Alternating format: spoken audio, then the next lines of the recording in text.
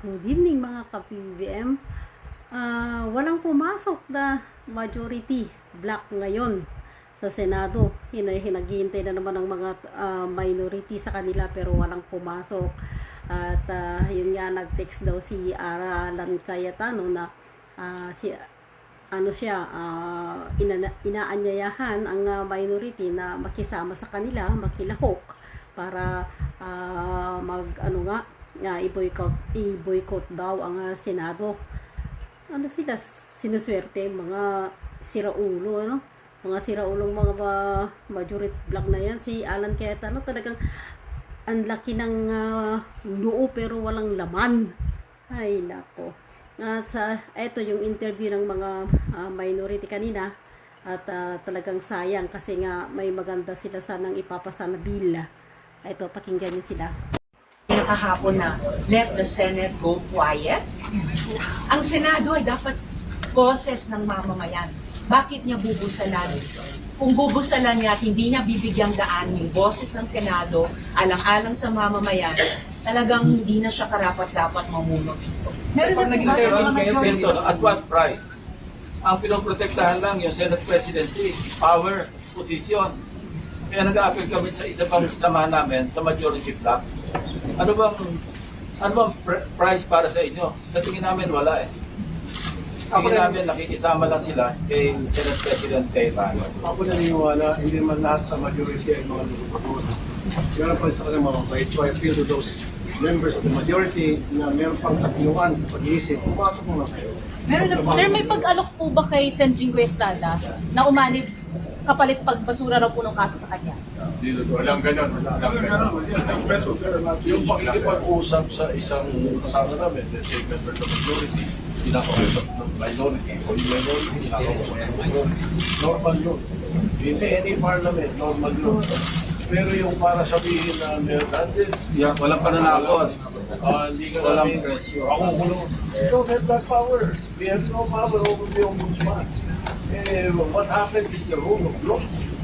What can we do? Sir, are you also appealing to the majority na lumipat sa inyo? Yes. Sa minority? Why not? Sino-sino po kaya? Lahat sila. Basta lahat na. Wala kasi ano, Alan Peter. Lahat, nakikita namin, tumalit kayo sa amin.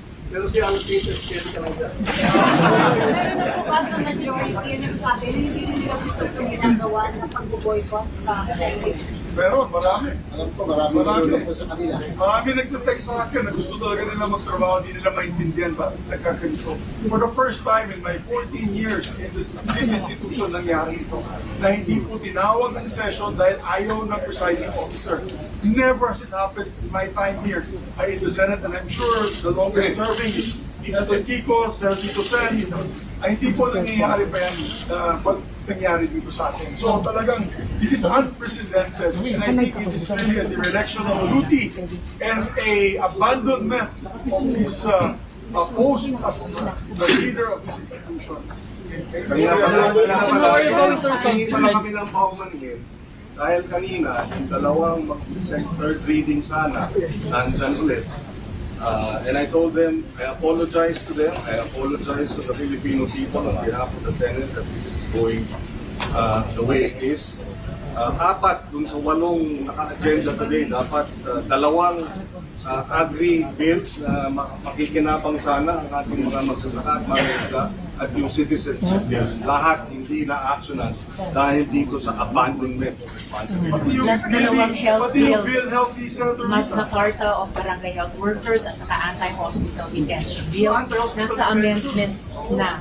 Hindi nila bigyang daan ang sesyon para makumpleto yan para sa atin. Sa lahat, sabihin na lang natin tulong kay Ma'am Lisa, sa lahat ng nasa hospital na yun, na mga mahihirap natin mamamayan, na hino-hostage ng hospital na hindi makabayad, kasalanan ni Alan Cayetano yan, dahil ipapasa na sana namin ang batas na yan na pagbabawal yung paggagawa ng ganyan na i-hostage yung pasyente. Hindi natin na ipasa. Sir, kaya daw sila hindi pa mapasok. Thumbs down, thumbs down, thumbs down!